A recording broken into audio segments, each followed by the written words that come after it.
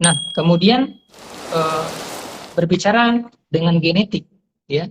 Genetik ini Mbak Luna dan juga teman-teman juga nanti akan terbahas ya dalam Volukiah tadi ya. Jadi kan ada dua ya, satu Volukiah, satu Volukiah ini masih dalam cakupan Volukiah. Namun nanti genetik ini pun terbagi menjadi dua. Yang pertama adalah hereditary, diturunkan. Kemudian yang kedua adalah unhereditary, tidak diturunkan. Ya. Kalau hereditary diturunkan mengikuti sifat orang tuanya. Jadi kita ketemu kan, misalnya dengan orang tua yang punya anak, anak pertamanya itu mirip dengan sifat-sifatnya ya gitu ya, sifat-sifatnya itu mirip dengan ibunya atau lebih dominan ke ibunya gitu. Ada ya kan Mbak Luna? Misalnya anak yang keduanya sifatnya itu dominan ke ayahnya gitu. Itu diturunkan. Berarti ayahnya punya sifat tertentu, ya punya sifat ramah, kemudian lembut misalnya, kemudian diturunkan kepada anak keduanya. Atau kedua-duanya, maksudnya gabungan gitu. Jadi anak yang ketiga misalnya gitu kan, gabungan dengan anak yang ketiga gabungan antara ayah dan juga apa namanya ibunya begitu ya. Jadi tadi saya ulang lagi bahwasanya nanti ada anak yang lebih dominan mengikuti sifat ayahnya.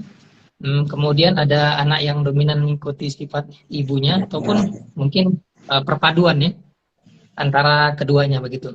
Oke, nah kemudian unhereditary tidak diturunkan. Ini sifatnya adalah anugerah ya yang disebut dengan bakat dan juga disebut dengan watak. Ya, yaitu yang udah built-in ya, yang sudah ada di dalam diri kita dan itu memang tidak berubah. Ya, tidak berubah sepanjang masa sampai kita nanti sudah besar, sampai kita sudah dewasa, sudah menikah. Itu biasanya sifat-sifat karakter genetik itu yang sifatnya tadi unhereditary itu cenderung akan tetap begitu. Ya. Nah, kemudian hmm, sebelum kita bercerita mengenai karakter genetik yang unhereditary tadi ya, unhereditary tadi, saya ingin sedikit berkisah ya mengenai sebuah kisah yang terjadi pada masa Imam Malik, di mana dulu Abdullah Al-Humari pernah mengirim surat kepada Imam Malik. Imam Malik katanya, kamu fokus ibadah saja, ya.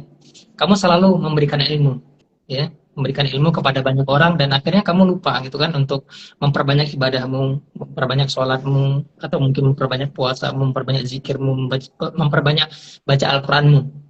Kemudian ditanggapi oleh Imam Malik bahwasanya katanya, wahai sahabatku,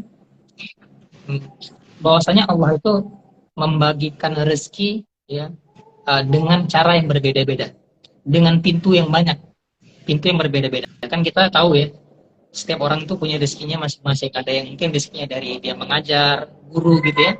Kemudian ada yang dari pedagang, entrepreneur, pengusaha misalnya.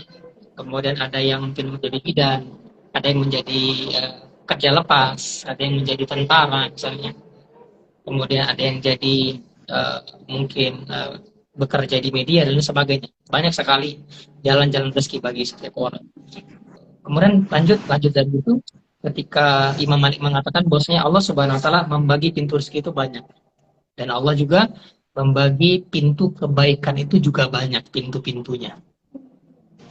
Banyak pintu-pintunya. Jadi memang ada orang yang memang dimudahkan oleh Allah Subhanahu wa taala untuk berbagi ilmu seperti Imam Malik tadi ya, sebagai imam, sebagai guru agama kalau misalnya di zaman sekarang atau ulama begitu.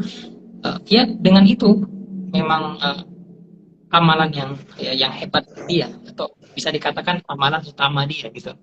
Ada orang yang sebagai pengusaha, entrepreneur gitu banyak uangnya, kemudian ya, mudah saja gitu ya, dimudahkan oleh Allah Subhanahu wa taala saja di dalam dia itu uh, kemudian mencari uang, mencari uh, mencari rezeki begitu ya. Kemudian dengan uang yang banyak kemudian dia bisa berderma dengan banyak orang, bisa membantu banyak orang gitu kan. Ada orang yang ahli misalnya di media, kemudian dia bisa bantu banyak orang supaya orang itu bisa bisa bisa tahu, bisa menggunakan media yang baik dan lain sebagainya. Artinya uh, setiap kita itu punya amalan utama, punya amalan yang utama sebagai andalan kita. Jadi artinya kita punya ciri khas, tidak bisa disamakan satu sama lain.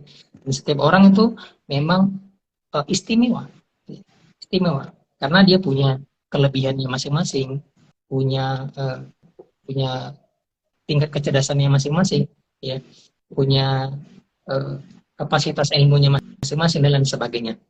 Nah, berangkat dari yang tadi, cerita tadi tentang Imam Malik tadi, bahwasanya kita harus punya amalan terbaik, ya.